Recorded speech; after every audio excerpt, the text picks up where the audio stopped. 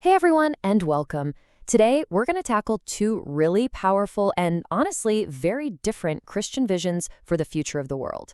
It's a debate that seriously shapes how people see everything from what's on the news to, the ultimate purpose of all of history. Okay, so let's just dive right in with a huge question. I want you to just take a second and look around at the news, at our culture, at society in general. Do you think, on the whole, that the world is getting better? Or does it feel like it's kind of spiraling downwards into chaos?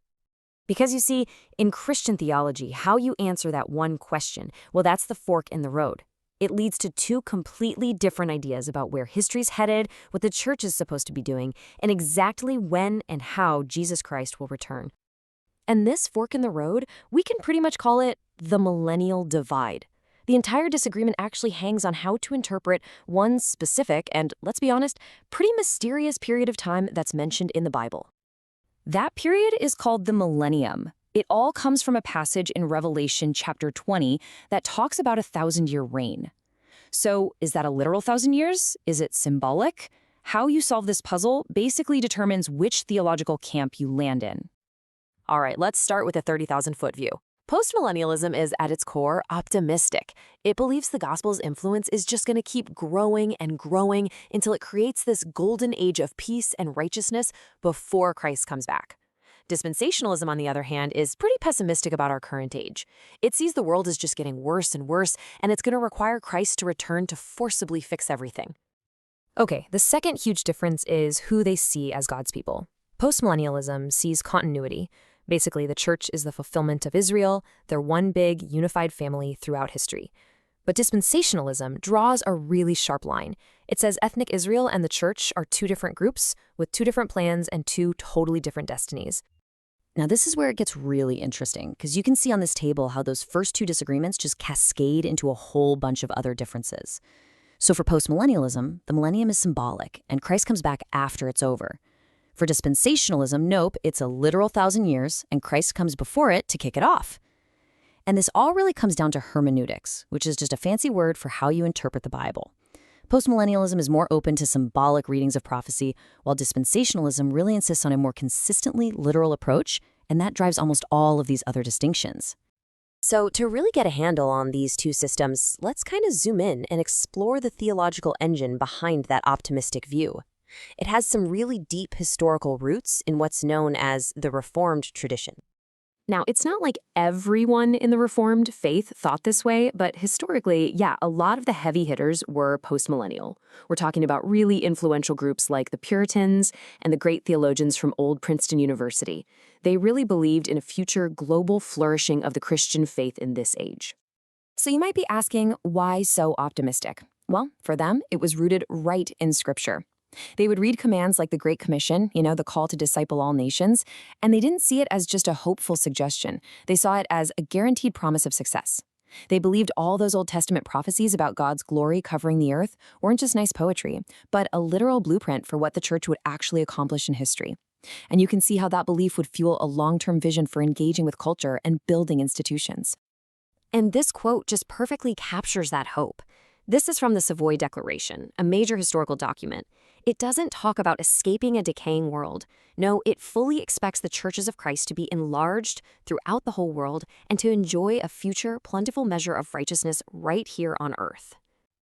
Okay, so if that's the optimistic vision, what's the fundamental point of disagreement? To understand the alternative, we have to look at the one core issue that makes a dispensational framework so completely different. So it really all boils down to this: dispensationalism's strict separation of national Israel and the church. From a Reformed perspective, this is a total deal breaker. But for dispensationalists, this very separation is absolutely essential to honoring what they see as the specific, unconditional promises God made to ethnic Israel way back in the Old Testament. You see, the Reformed view is filtered through this lens called covenant theology. It sees one single plan of God for one single people, united by what's called a covenant of grace. So the church isn't plan B, it's the fulfillment of what started with Israel. Dispensationalism, though, it sees history chopped up into these distinct eras or dispensations. In their view, the church is this unique parenthesis in God's timeline, totally separate from his plan for Israel, which they believe is going to resume later. And this, of course, means Christ's kingdom is seen in a completely different light. As you see captured in the spirit of the Westminster Confession, his kingdom is a present spiritual reality. It's ruling in the hearts of believers right now. But that literal approach of dispensationalism, it leads to the expectation of a future physical kingdom, where Christ will literally rule on David's throne from a political capital in Jerusalem. For them, all those Old Testament prophecies about a kingdom just haven't been fulfilled yet, and they have to be. Now, I know, it is so easy to get lost in the timelines and all the debates, but both of these views, for all their differences, are ultimately pointing toward the same final glorious destination. This whole discussion about the 1,000-year period can feel, well, super complex. But it's so important to remember that it's really about the chapter before the final chapter. The ultimate hope of Christianity is something so much grander, and importantly, something on which both of these views passionately agree. So the ultimate hope isn't about ditching a burning planet to go float on a cloud. Not at all. It's the renewal of creation. The Bible's final vision is of a new heavens and a new earth, a physical, tangible, perfected world where God himself comes down to live with humanity forever. And man, this is the climax of the entire story. Revelation 21 just says it all. Behold, the dwelling place of God is with man. The end goal isn't humanity going up to heaven. It's heaven coming down to earth. That is the final, beautiful, and shared promise. So that leaves us with one last question to think about. How does that vision for the ultimate end of history change the way you live your life right now? Whether it fuels this long-term vision for improving society or an urgent call to prepare for what's next, what you believe about tomorrow, it absolutely shapes what you do today.